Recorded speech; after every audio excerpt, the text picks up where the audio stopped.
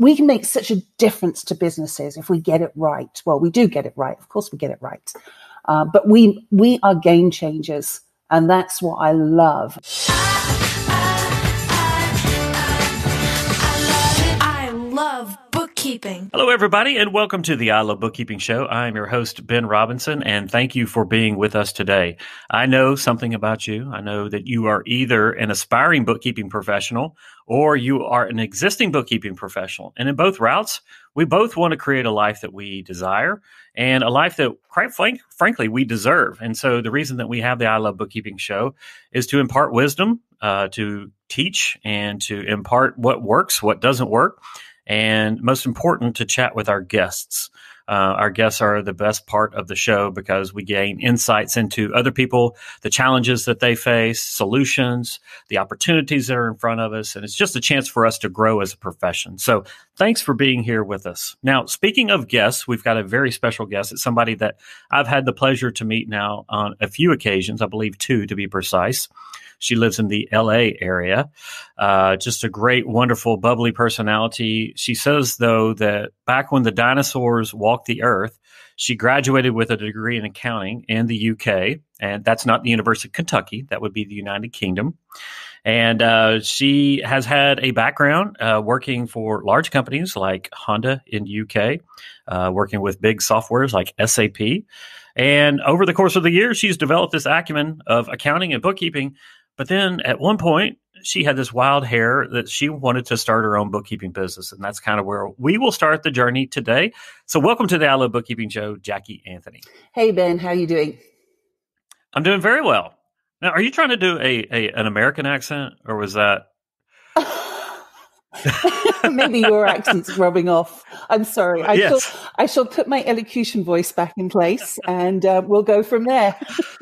Oh, there you go. When Jackie and I were out, when I invited Jackie on there, she goes, "Do you just want somebody that talks funny on your bookkeeping show?" I was like, "No, Jackie, you've got a lot of good things here." So, thanks again for joining us. It's a pleasure. All right, so let's dive into this a little bit. So, with your accounting background and working for big companies and big accounting experience, KPMG, and all these other things, like what possessed you to say, you know what, I think I'm going to start my own bookkeeping business? Was this intentional, or was this something that you stumbled upon? So my family and I had always wanted to live in America. And 4.5 years ago, actually, we got the opportunity with a company that I was working with. We transferred lock, stock and barrel, everything to LA and fell in love with LA.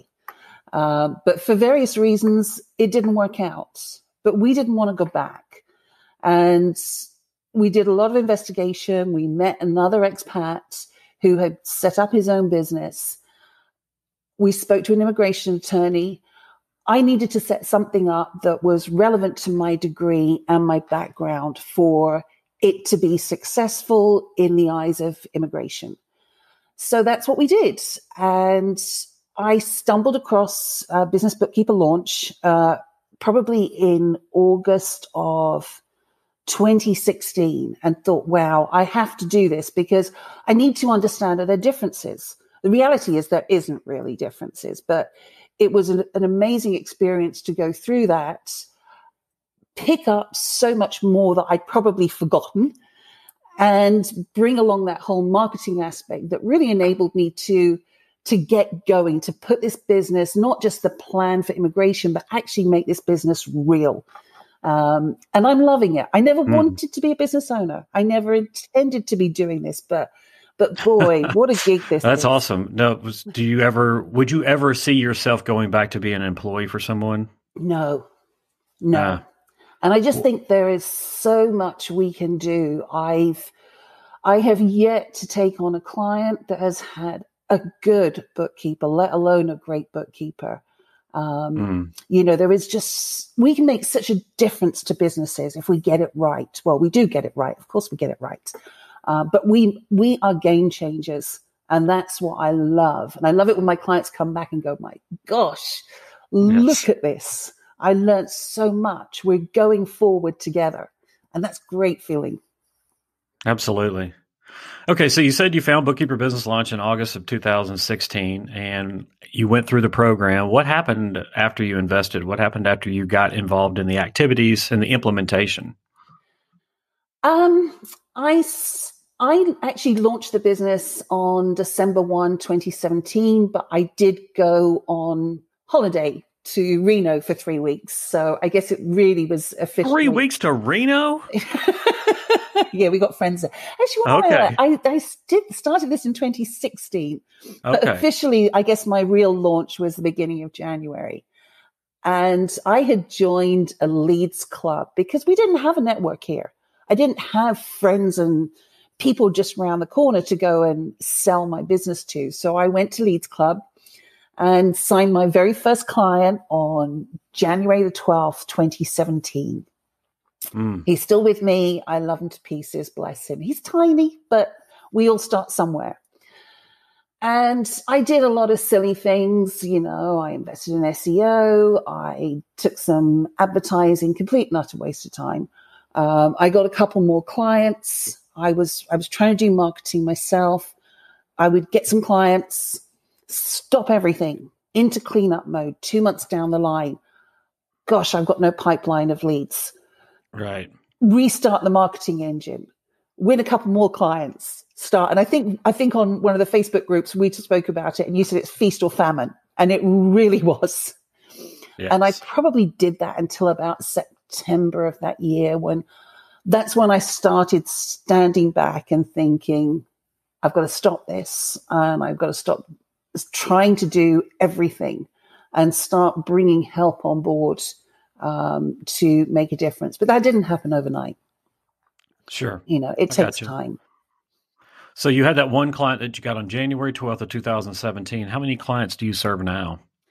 Currently, I have 21, but of that, 2 of them, and I can't get them to change, but I love them to pieces. I love all my clients, appear every August and want their accounts up to date for the previous year so they can get it to their accountants to file their final tax returns. Sounds familiar. August can be a nightmare for me with those clients because they also don't believe in online banking. We have to do everything manually or semi-automated, using PDFs and then converting them and uploading. And they have exchange rates issues there as well. So it can be a bit challenging. August is always interesting because of that. Oh, yes. Well, at least they don't wait till September. I guess that's the silver lining, right?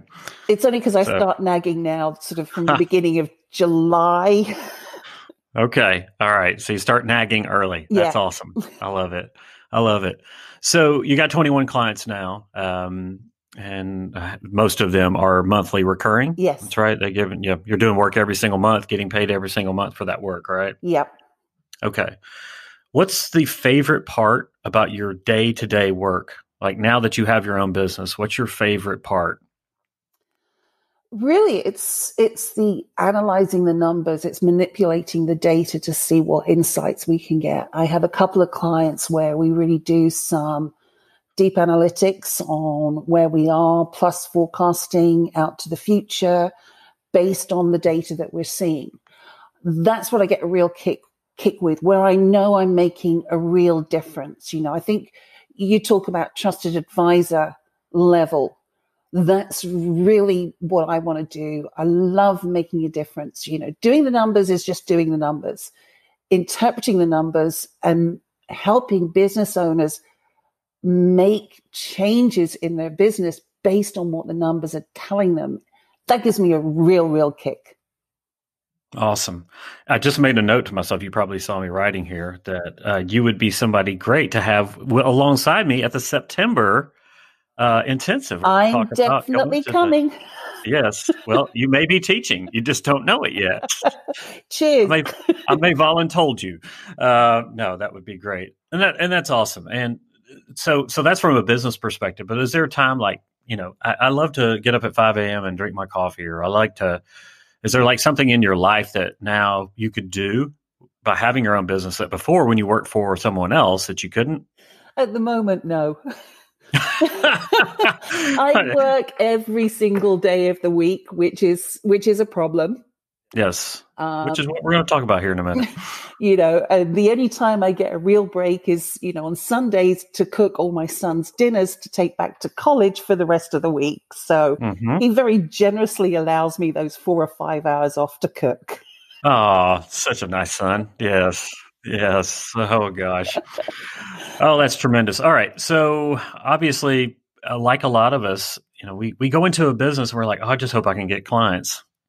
And now you've got 21 clients and you're like, no, now I just want my time back. And that's a natural evolution. So don't worry, you're not the only one. And as we were talking about before the show, kind of misery loves company. But there is a way around that. So let's start to kind of transition over and talk about the challenge that you have here. But before we get there, give me a little bit of insight into where you want to go with this business. Like if you were to lean out 3 years from now and say, like, this is what we're going to be. This is what it's going to feel like. Is that staying the same? Is that growing it to a mini empire? What's your vision for the future? I'm going to a mega empire. Okay. Mega empire. Awesome. I love it. Why not? Again, it goes back to, I see so many poor bookkeepers out there that aren't serving their clients. I just believe that we can make a real difference. I do want this company that's in its infancy now. I want it to be my retirement. And my son is talking Cal Barkley. I've got to pay for that as well as our life. Mm-hmm. Yes. He doesn't set his sights low by any chance. So yeah, I mean, my husband would like to give up work at some stage, and we just want this to stay here and continue living the dream that we're living in California. Okay. All right. So one of the things that I just want to encourage you to do is to get granular about what that means. And you've heard me say this before, so I know that I sound like a broken record. But like, what does that mean 3 years out? What does it mean for your life, first and foremost? Because I know you, Jackie, and you like to work, but you also like to have fun. You like to have time with your husband and time with your son and all of the important things in life and enjoying a great city. So I really want you to get granular on what that means to you, what success looks like, how you define that, and the reason for creating a mega empire, if you will. Obviously, some of it's about money and having not saddling our kids with college debt would be a huge blessing to them, right? But it puts a lot of pressure on mom and dad's shoulders too. So just giving you more of like a granular day-to-day, why I'm doing this, why this matters beyond, hey, I just want to create this big business, which is fun in and of itself. But at some point, the spark goes out on that dream. And now you get the fuel that's going to continue when the time gets tough, which you do that anyway, right? But this just adds more fuel to the fire. Yeah. Does that mean, hey, when I want you made the statement that you want to use this for retirement. So that tells me that you want to build this to, at some point, sell your bookkeeping business, right? Potentially sell it, or potentially sit back and have someone else running it. Okay. All right. And continue to take the income. I'd really like to grow a sustainable business that is led by people like me that want to keep making a difference. Okay. And who knows? I mean, maybe, it does involve selling at some point, but I don't really see that in my mind's eye at this moment in time. Mm-hmm. Okay. Well, one of the great things, though, about whether you intend to sell it or whether you intend to just sit back and relax, which I know that that's not your personality, you would still have something to do with the business. But either way, you're building it without your day-to-day involvement. Yeah, that would be the goal. So what that does is it gives you a ton more options. So let's say that, you do decide to sell it one day and it doesn't involve your day-to-day operation. You have a true business to sell rather than a job to someone. Yeah. And that bookkeeping firm is worth a lot more than if I'm just going to go out in and work 50 hours a week for this job. Totally different. Like infinitely, like getting 2 to 3x your yearly revenue versus getting 10 cents on the dollar of your annual revenue. Yeah. Right. It makes that big of a difference. So as we talk about kind of the vision for the future and getting you out of a lot of the day-to-day type stuff and enabling you to focus on your unique abilities, what you could do all day long and you're really, really good at. And if you could just focus more time at developing those skills and those abilities that are unique to you, that would really turn the dial in your business. Yeah. That makes sense? Yeah, no, it does. Absolutely. Okay. All sense. All right. All Sense. And by the way, that's how you can find Jackie, by the way, is that you go to allsensebookkeeping.com. Not sense as in I have brain sense, but sense as in dollars and cents. Allsensebookkeeping.com. All right. After that little bitty commercial there for you, let's talk about the challenge because, in our businesses, we grow and we overcome certain challenges and then we kind of, hit a lull. Plateau, I think is what you said in the pre-call. Hit kind of a plateau and we have challenges in there and then we break through those challenges and we go up and then we have more. And that's a continual evolution in owning a business. So you're just now in this cycle. So why don't you tee up for us the challenge that you have that we can work through today? So the challenge is kind of twofold. Number one, I need to become more strategic. And not just in my thinking. I'm very good at thinking strategic. I'm very bad at executing strategic. Because I will get distracted. But it's also about having the right people in place to enable me to get there. And I do have a fantastic team. I have 3 people working with me currently. They're all part-time, but what they do is amazing and they don't need monitoring. They don't need control. But what I've been trying to do in order to enable myself to make that kind of next step change is to recruit someone locally. And I've done it twice now in the last 6 months and it hasn't worked out. And it can be pretty nasty. And I just haven't had the quality of people there. So I was kind of looking for people locally that would challenge me on a day-to-day basis. That's failing. I've not brought those people that I brought on are not the right people. So I'm questioning my judgment on that side of it. But at the same time, I need another mini me. I need to be out there growing the business. I know I could win lots more clients very quickly if I was out there, but I couldn't serve those clients. So. Gotcha. Okay. There's a big change needed. Okay. All right. So good news is that you've got a good problem. I mean, that you have money coming in. It's better sitting there twiddling your thumbs and wondering where, the next meal is going to come from. So, and that we always talk about celebrating the victory and celebrating getting to this point in a relatively short period of time, just over 2 years to having 21 clients is no small feat. But I want to drill down on something that you said that I wrote down. And you said, I need to become more strategic. Tell me what you mean by that statement, please. What I know I don't do is, and I think you hear about it a lot from great business leaders. We hear about it from you as well. I do not take time out to educate myself. I am not reading, I've got Scaling Up sitting on my desk. It's sat there for probably 9 months. I think Dan Hohen recommended it at one of the masterminds we had last year, and I went out and I bought it. I haven't got past page 30. And it's gripping stuff. It's not as if I'm bored of the book. I'm not absorbing content that will make me grow and make me think about how do I change and how do I change this business and how do I really make it happen. Okay. All right.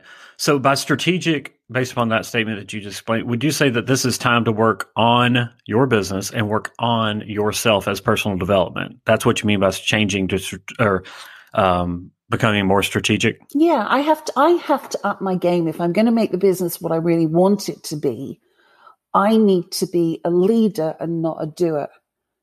Okay. And All right. Great. I'm not enabling myself to be a leader. Gotcha. I gotcha. And I'll tell you that is no easy feat. That's not an easy nut to crack. But I'll tell you the thing that you do have to do, and I have to do this as well, Jackie, is to be intentional about this.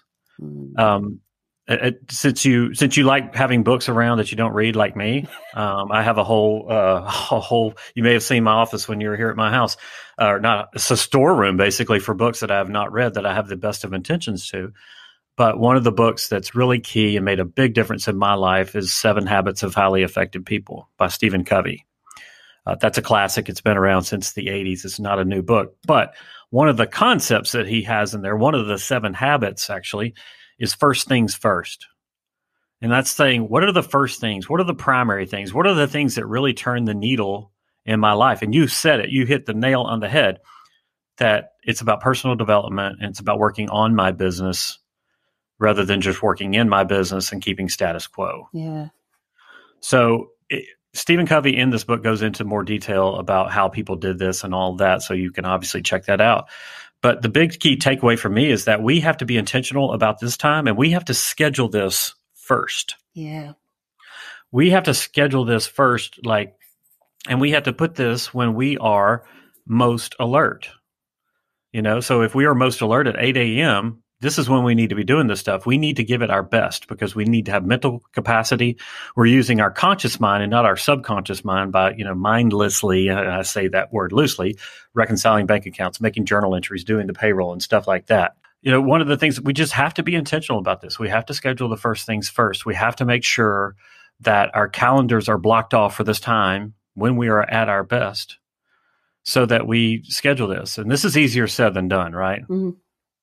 Do you ever look at your to-do list and then go, I know I need to be doing that, but I'm just going to skip over, working on myself because I got all this stuff to do. I can't justify doing that. No. You never do? And that's a problem. Okay. All right. So, we all have that, but we have to schedule it. Let me ask you this. Has a client ever complained to you because something didn't get done on time? Has that been something that has been a recurring theme in your business? No. Okay. I mean, they did, don't get me wrong. It has happened in the past. But now everything, each one of my clients are touched every single week. So there should never be any time lag. And my VA is phenomenal. She on a daily basis, she will touch every single email that we have. Across the client accounts and internally within the business. So we don't miss anything because that has happened and clients don't want that. No. That's probably the biggest conscious change that I did make was by getting Christy to take ownership of that. And if something important comes up, she will text me immediately. So we never let our clients down. So client facing, they really do get a great service. Now, what's going on in the background may be totally chaotic, but they don't need to know that. They just need to see the wonderful steak and the dinner. They don't need to see the kitchen, right? Exactly. Right. So, well, the reason that I asked that is that obviously, I don't want to say you have time. I just want to say that you're doing a great service. And by doing this, it may be taking a half step back to take 3 or 4 forward with this time. Yeah. But what, a lot of times we think, or when I say we, I think that I have to schedule aside a day to do this, or at least a half a day, if not, something like that. I would suggest that you start small, start with an hour and a half, start with an hour and a half of working on you time. And a little trick, a hack is that do this at a very special location where you don't do any of your regular work. Okay.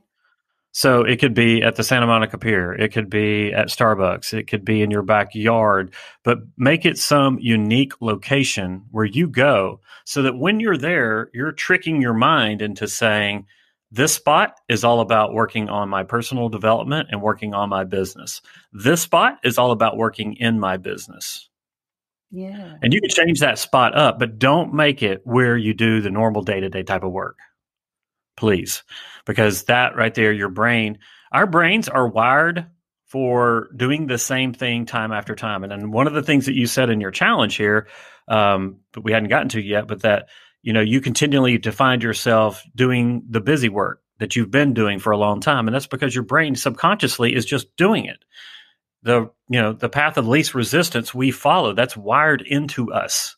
That's not a fault to you or to me. It's just what we do. And if we don't break that monotony, if we don't have a signal, something that warns us that this is happening, then we're going to continue to do that. Yeah. And so one of the things I think is just setting aside this time. Start by next week, scheduling an hour and a half to work on your personal development and work on you, to work on your business. But I would tell you, at first, it's not sitting there and reading, scaling up. It's not there. It's really diving into what we talked about, really casting that vision for you, for your business, for your life, for your family, for your son, for your husband, for you, and putting, just writing and putting all of this down, because there's a lot up in that brain. I know you're very smart, Jackie, and just getting that out on paper. There's something about the writing process that's just tremendous to me. I learned this in a book called The Artist Way, and about the importance of morning journaling and things like that. But I'm kind of going off subject here. But the big thing there is that we got to schedule that time. We have to be intentional about it. Yeah. Does that make sense? No, it does. It does. And there's some beautiful areas around here that I could certainly take myself to and forget about the desk work. Yes. I mean, make it a date with yourself. Yeah. Maybe it's a hour and a half of you working on something, and then 30 minutes or an hour going to Starbucks and getting your favorite caffeine, or going, wherever. It doesn't matter. It's about you. It's about you going somewhere, doing something that you enjoy. And, that your brain is wired for something different when you are in these locations, and it's not there in the office where all the tasks, the work, the people are tugging at you. Yeah. Are you an early morning person? I am. Okay. So early in the morning, nobody wants our time, and at 5 a.m., 6 a.m., 7 a.m., nobody wants our time, even 8 a.m., but come 9, they want our time. And so if you're a morning person, which I am not, but if you are a morning person, then it makes sense to do this stuff, during that time when you already know in your brain that people don't need you during that time, unless they're morning people also. But most people respect that, if clients are calling me at 5 or 6 a.m., they ain't my clients no more. And so, nobody wants your time at that point. That's why, working out in the morning is always good, because nothing else can get in its way. Yeah. The only calls you get early in the morning are those sales guys that don't even know where you are. Right. Yes. Right. So that's one thing right there is really being intentional, not thinking that you have to do it all at the same time, that you have to get all this stuff done immediately. Yeah. So that's kind of a first step right there. In terms of like how and what you do personal development, it's probably not you knowing, hey, what do I need to read, or how do I need to do it? I bet you're chock full of those ideas. Is that correct? I've got ideas, but it's just, I think you're right. Maybe just writing things down, take it from the brain of thinking I know what I want to do. Yes. Writing it down and then coming up with a plan to make it happen, to execute effectively. Yes. So one of the things that I'll encourage you to do is what's called a vivid vision. And it's by, you may have heard me mention this but Cameron Herold, my coach and a great guy, has a book, very small, very short book on creating your vivid vision. But the premise is leaning out 3 years and talking about what does your business look like in all aspects. But I think that there's a more important thing to do before the vivid vision, and that's creating a vivid vision for your life. Like, what does your life look like? What does it mean? What does it look like day to day? What can you do? When can you do it? That's most important, because you want to build your business around your life and not your life around your business, which is what we do so many times. Yeah. And that's not going to happen unless we are intentional. And I'm preaching to the choir. I could go back and listen to this over and over and over, the words that I'm putting to myself, because I fall into that same mode. I want to get stuff done. I want to see results. I want to cross things off my to-do list. And these sorts of things aren't on the to-do list because, well, they are, but they're not the things that people are screaming about and people are yelling about and people are wanting and expecting and demanding. And if you're anything like me, you are your own worst critic. Yeah. Yeah. So setting that side of time, and that's easier said than done, but it's an instrumental thing because what you've got to do, if you're wanting to create this empire, this mega empire, this business has to exist without you. It has to be that the new client's coming on saying, Jackie Anthony, they're like, who's Jackie Anthony? Like they don't, that's what a mega empire is. Or they may go, oh yeah, is that the lady that does the marketing videos or came to my BNI or whatever the case may be. But you've got to work toward that being, where you are only involved in the things that are your unique abilities. Yeah. So that's kind of a first thing right there. But I know that we've got, does that make sense? No, it does. Questions? Okay. It's not, it's easy for me to sit here and to tell you that that's a great thing for you to do. It's easy for me intellectually to know that I need to do that. It's another thing to actually do it. So none of these things I'm telling you, you haven't heard from my lips before, right? But I always give this example. What you just saying, take yourself out of your environment or your working environment. That I don't think I've ever thought about. And maybe you've said that before, but my little brain cell didn't retain it.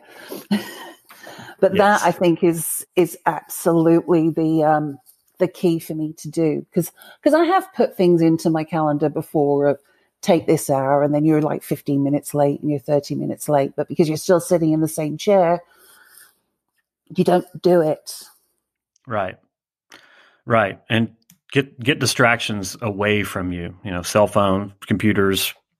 Obviously, one of the family members needs you have your phone on you, but don't answer it unless it's one of them. Yeah. Funny, this is the first time I've turned my phone off in I cannot remember how long. Yeah, I know. I'm the same way. I'm very proud of myself. Make that time sacred. Because that's what it is. It is sacred time for you. Yeah. So let's kind of move on here to the next challenge, right? And that's what we just mentioned earlier, where you keep finding yourself doing the busy work. You want to elaborate on that? Yeah, I think the thing is there's always something going on. And I have tried recruiting people locally because I wanted someone sitting alongside me. Everyone else that's in the team works remotely and they do a phenomenal job. They stick to their deliverables. They will ask for more, which is great. But there's, every single day something new pops up. So I've tried to recruit locally to have someone alongside me, to have someone that will challenge the way I do things, take that burden off during the day. But I'm just failing. The people that I've brought on are not the right people. They are certainly not, they on paper, they have the right skill sets. When they start, they appear to have the right skill sets. But 2 months in, it's not working. So I end up, tasking them to do things, training them to do things, extending the process in Asana to cover the mistakes they've made, to help them learn. They don't learn. So then I find myself getting rid of them or trying to see if I can bring them on board and try and get them up to speed. And I'm wasting so much time with them I've actually tried to stop myself. There's always a danger in that sort of situation where you say, right, I'm just going to take this and I'm going to do it. And I have done that in the past. You're obviously not capable of doing this task. I will do it myself because I know I can do it. And it will only take me 2 hours. What's another 2 hours? But I need people,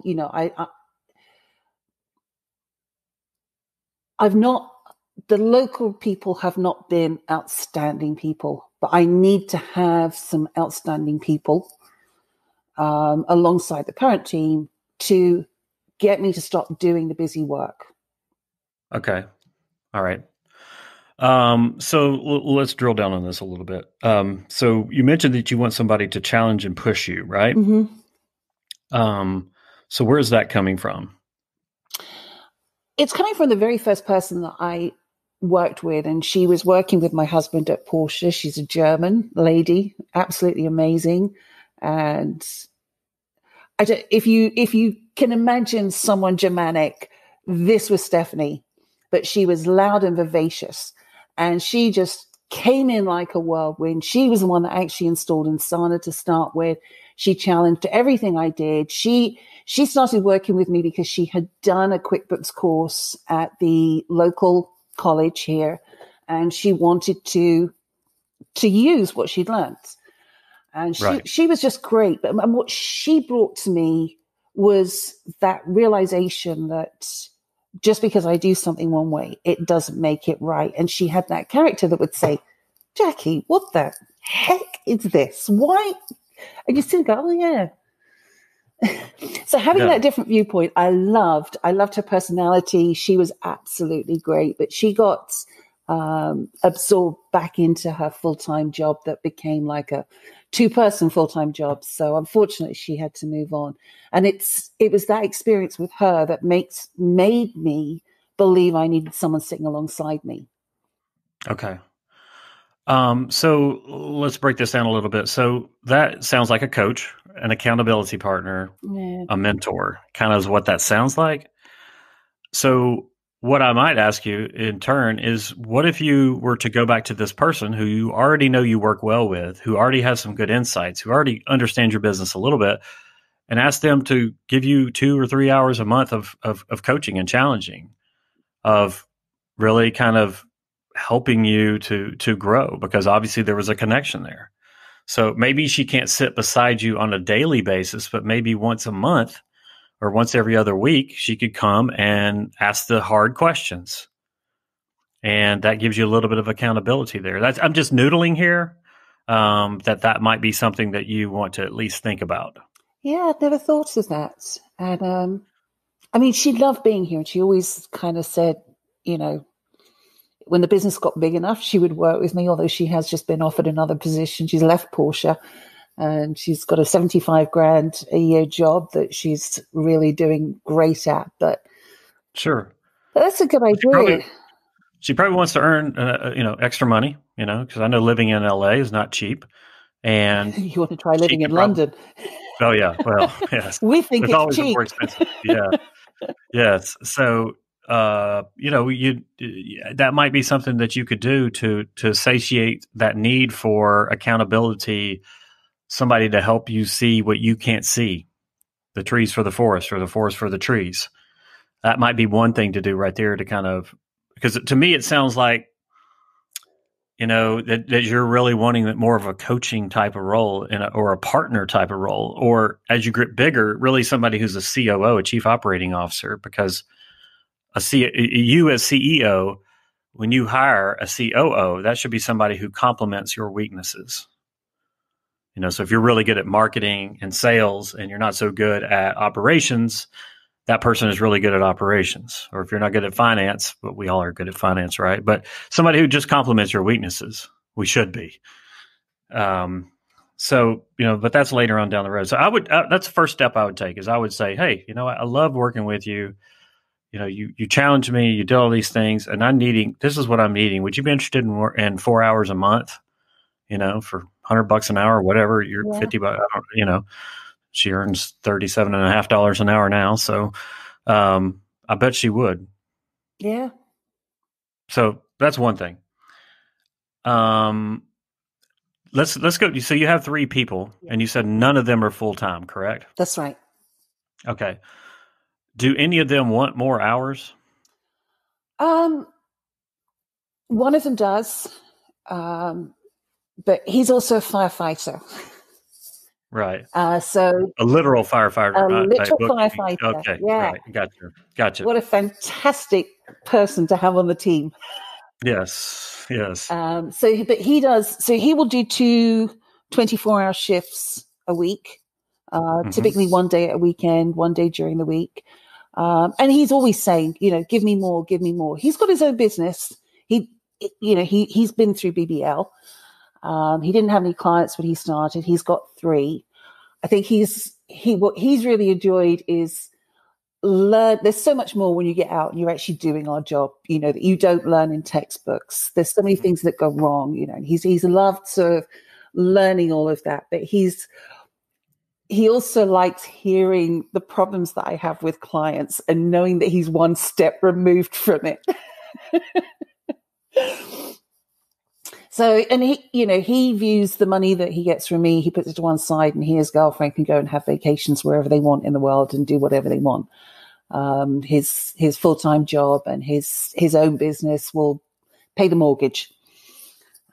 So yeah, he's always asking for more. And now, having lost someone last week, he did end up with something like 30 emails in his inbox from Asana with everything that was getting swapped over. So we've had a couple of long chats, but yeah, he will take on more work. My other person locally will as well. And I think one of the girls in the group has got some recommendations on potentially some other people that would be interested in getting involved. So maybe I just need to leverage them more. And as you say, maybe bring Stephanie in as a coach to do what I thought I would get by having someone sitting alongside me. No, the reason that I ask you about your team is that you already mentioned that they are great, and they, have they already serve your clients well. You enjoy working with them, and so if we can leverage them more, like you mentioned, then that's great. A lot of times, the person that we need to hire is right underneath our nose. For instance, we were looking to hire an affiliate relationship manager in our business. And I was putting out ads. I was contacting everybody, posting on Facebook, LinkedIn, spending money.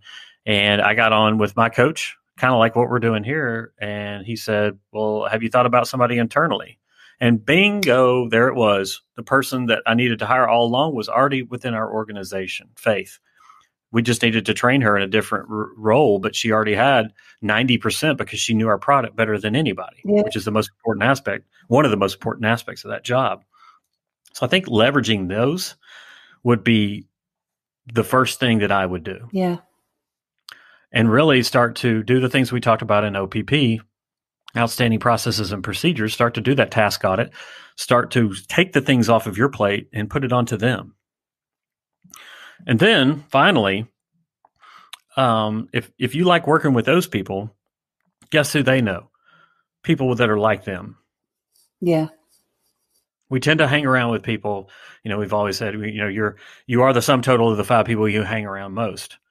Well, if those are good people, chances are they're hanging around other good people that have similar qualities to them.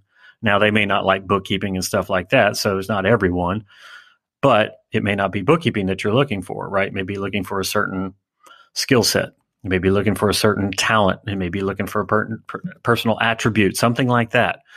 So going to them and saying, hey, look, who else do you know that could help us in this regard? Because they have an intimate exposure. That sounded wrong. They have a detailed look into what's happening in your business. Yeah. So going to them as a source of looking for the people. But I think that this is a second step for you, Jackie. I think this is more of you getting crystal clear on the big things, the first things first. Yeah. That makes sense? Yeah, no, it does. It does. All right. So let's talk about some action items here. So based upon our conversation today, you know where I'm going with this, but so tell me your first action that you're going to take as a result of our chat here today. Well, it's actually booking and taking the hour and a half and removing myself from where I currently am to develop, right? To write, to I don't know, walk away from the work, to think. Yep. So that'll be number one. Number two is to talk to Stephanie. Yes.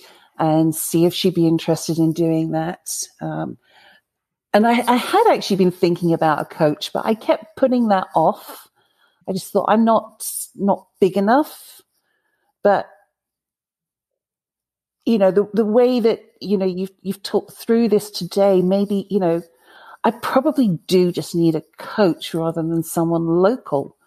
I could get great help for the business elsewhere. So those are my two immediate takeaways. Okay. All right. And also 7 Habits of Highly Effective People as well. Yep. That's another book. You can put it on top of Scaling Up, and that way it won't catch dust anymore. 7 Habits will. No, I'm just playing. No, but that's a great book. All right. Well, Jackie, I would love to do a follow-up on this. I'm sorry that I'm going to miss you next week in Denver. Yeah, I'm sorry too. What's up with those pesky family and friends coming in from England? I know. Tell them to beat it. No. But 4 years though, so okay. Well, then you get a pass on that one. But right now, that's all about marketing, and you don't need more marketing. Well, we all need more marketing, but we got to get these first things first. So yeah, more clients at the moment I can do without, but I do want them. So we need to change that in the next 2 weeks. And you will change that in the next 2 weeks. Yeah. And these things start to exponentially grow you as a person, and in turn your business. So I just want to congratulate you for the business that you have built and tell you I'm proud of you, because I see just from last May, a year ago, almost to the date, how much you've grown since then. And it's just tremendous. And I can't wait to hear you about your success on this one. And then we can have another conversation about the next set of challenges, which are really just opportunities for us to take it to the next level. Yeah. But I must admit, I wouldn't be where I am. And I'm sure a lot of people would agree without the great things that you do for us. So thank you. Well, oh, you're very welcome. And, I always say it's you doing the work. I'm just sitting here yakking. I got the easy job, You doing what I told you to do. Well, I can go, yeah, that's easy. You're like, what the hell is wrong with this boy? Because there's no way, But when we search deep down, and the same thing, like I had a call with my coach last Friday, and he asked, hey, Ben, have you done your org chart for 3 years out? And I'm looking at my org chart right here, 3 years out, and it's not finished. And I'm like, he's like, you got to get that done. You got to get that done. And I know I got to get that done. There it sits, Yeah. But I told myself that by tomorrow morning, it will be done. And it's 90% done. But it's first things first, right? And so these things are easier said than done, but just make sure and go out there and implement. Yeah, I will do. All right, Jackie. Well, thank you so much for playing along with us today here on the game show I Love Bookkeeping. Thank you for having me. All right. Again, if you want to find out more about Jackie Anthony, you can go to AllCents. That's like dollars and cents. AllCentsBookkeeping.com. Isn't that correct, Jackie? Yep, it is. Okay. No, it's AllCentsConsulting.com. No, it's AllCentsBookkeeping.com. So the company is AllCents Consulting. And there is actually an AllCents Consulting website that hasn't been maintained. That was really designed for my CFO advisory that I haven't quite got to yet. But, so it's AllCentsBookkeeping.com is where you can get more info at this moment in time. Thanks again. Listen, if you would like to hear more great conversations just like today's, then I want you to head on over to ilovebookkeeping.com. There, you're going to find all of the shows, the notes, and some other great goodies that we have for you there. Now, if you'd like to be a guest on the I Love Bookkeeping show, there is a link that says Be a Guest. Go in there, and we'll walk you through the process of getting on the show. And finally, to discover more about our programs, go to the courses page on the ilovebookkeeping.com site. There you have it, another great episode of I Love Bookkeeping. Thank you for being a proud listener, and thank you for being a bookkeeping professional. Enjoy the rest of your week. I love bookkeeping. Here's a little shout to all my friends working hard at keeping the books. You want to change your life, you want to grow that biz, it's not as hard as it looks. Be a money guide, a profit coach, step up your game and see